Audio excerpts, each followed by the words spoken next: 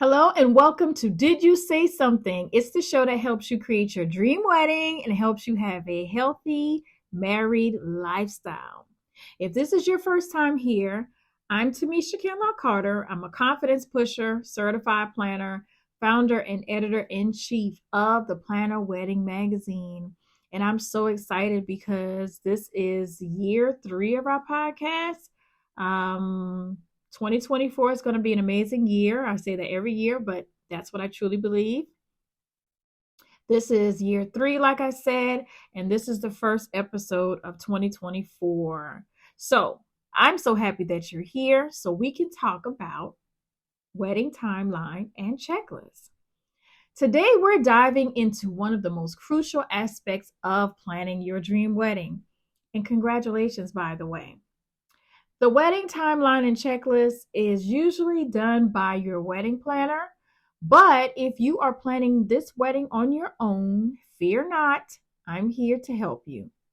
I understand exactly how overwhelming planning a wedding can be, but I've got you covered with this comprehensive breakdown to keep you organized and on track. One thing I'd like for you to do, though, is grab your favorite pen and your favorite notebook, and let's go ahead and dive in with the different steps that you can take to make sure that you are on track. Let's go with number 1. Set your wedding date. Choosing your wedding date is a significant milestone in planning your wedding. It is significant in planning your wedding. Again, it's significant in the planning process of your wedding. Consider factors such as the season, availability of key guests, and your preferred venue. Okay? Once you have the date locked in, everything else usually and always does fall into place. Trust me on that. Step 2, create your wedding timeline. Let's work backwards from the wedding date to set milestone dates for booking your vendors, such as your venue, sending out invitations, and completing DIY projects. For those DIYers out there, be sure that you are doing this, okay? Having a clear timeline, it will help you stay on top of your to-do list. Number 3, are you writing? Because I hope you are. Prioritize your must-have vendors. Secure essential vendors first, such as the venue, and I know I keep harping on that, but that's usually one of the most important vendors that you are going to book. But your venue, your photographer, and your caterer. Popular vendors can get booked quickly. So that vendor that you saw at your cousin's wedding or your sister's wedding or a co-worker's wedding, make sure you lock them in early because they get booked quickly, okay? Number 4, design your wedding website and save the dates. Your wedding website is a fantastic way to keep your guests informed. And we all know that most people are technology driven. So make sure you create a wedding website. This will keep them informed and excited about the big day. And we want to keep hyping them up because when they get to your wedding, when the wedding day gets there, we want them to be excited from the time their plane lands to the time they check into their hotel, from the time that they drive up to the venue, okay? Save the dates well in advance, especially if you're having a destination wedding. That's something that's very important that you do so that I give all the people that you want to be there enough time to plan accordingly. Number 5, select your bridal party and outfits. Okay? But make sure you're selecting the right bridal party so that your outfit selection won't be hard. Choose your bridesmaids and groomsmen and involve them in dress and suit fittings. Ensuring that everyone looks and feels their best will add the magic of your wedding day. Now, choosing your wedding attendants is another podcast that I created, and I probably could do another one on that just alone.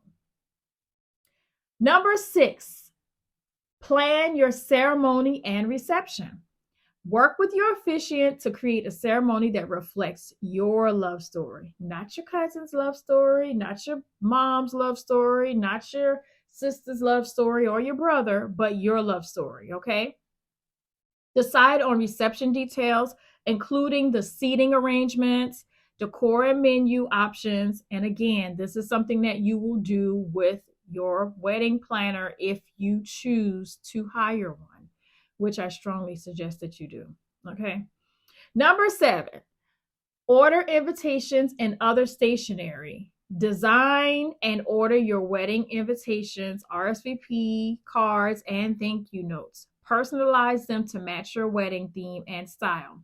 However, if you have hired a planner and if you have hired a designer, then you should be working with them to create this. Okay.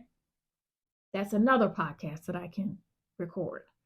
Step in number 8, arrange transportation and accommodations to ensure that your guests have a comfortable stay by reserving hotel room blocks. Don't forget to arrange the transportation to and from the venue for your bridal party. And if you choose to arrange it for your guests, that's great as well. It's not mandatory, but it is suggested that you do that. Number 9, plan your honeymoon. Just like you're planning your wedding, and if you plan to go on your honeymoon immediately afterwards, you need to be planning for your honeymoon as well. As the wedding approaches, take some time to plan your dream honeymoon. It's the perfect way to unwind and celebrate your new journey together. Trust me, you are going to need it. In the first few days after your wedding, you need a few days just to unwind and relax and then have fun, okay? Number 10, finalize all details as the big day approaches. Confirm all arrangements with your vendors and give them a timeline for the day. This way, you can relax and enjoy the moment without worrying about logistics. But again, hire a professional to do that for you, and that way you really can relax and unwind, or relax and not worry about the logistics. You can just show up and get married, all right? Get out of your head and make sure you hire a professional to do that. Number 11, rehearse and reconnect. Hold a wedding rehearsal to ensure everyone knows their roles.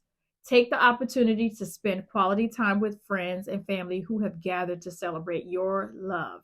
Now, my advice on the day before, do not spend a whole lot of time with them after rehearsal because you need to get refreshed for the next day. So spend a little time after rehearsal and then go and relax because you have a long day ahead. Number 12, the wedding day has arrived. In my Sophia's voice, picture this. The wedding day has arrived. Take a deep breath and enjoy every moment. Trust that all your planning and hard work will result in a day filled with love, laughter, and cherished memories for many years to come. And if you hire a professional wedding planner and coordinator, you'll be able to do that. And there you have it. It is a comprehensive wedding timeline and checklist to guide you on your journey to I do. Remember, planning a wedding is a beautiful adventure that marks the start of a lifetime together. Thank you all so very much for listening to this week's episode and tuning in. If this is your first time to my podcast, Did You Say Something? We are so excited that you're here, and we also hope that you found our wedding timeline and checklist informative and that it will help you plan your big day accordingly, or work alongside a professional wedding planner that's going to help you plan your way accordingly. Remember to join us next time for more wedding tips and lifestyle tips, okay? Happy planning, and until next time, I want you to enjoy the planning process. But wait, before you leave, I'd like to leave you with an inspirational quote because that's what I do. I believe in inspiring others and boosting their confidence in the process.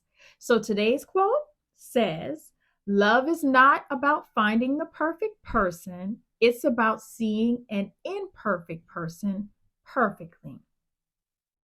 Love is not about finding the perfect person, it's about seeing an imperfect person perfectly. And that quote is by Sam Keen. Again, from the bottom of my heart, thank you so much for listening to Did You Say Something? And please be sure, you know what I'm going to ask you, please be sure to follow us on all of our social media channels. You can find us mostly everywhere. We're active on some of them more than others, but head on over to Facebook, Instagram, TikTok, Pinterest, and follow, like, and share. Now, we're also on Twitter and we're on LinkedIn. We're not as active there, but we are there. So just do us a favor and like. If there's a topic that you like for me to talk about, please let me know by sending me a DM or by visiting our website at www.theplanawedmagazine.com. That is www.theplanawedmagazine.com. Thanks again for joining me for this week's episode of Did You Say Something? My name is Tamesha Kinloch-Carter, and I want you to stay tuned for more episodes to help guide you to a beautiful planning wedding process as well as a wonderful and beautiful life together. Again, thank you for watching, and I hope you have an amazing day.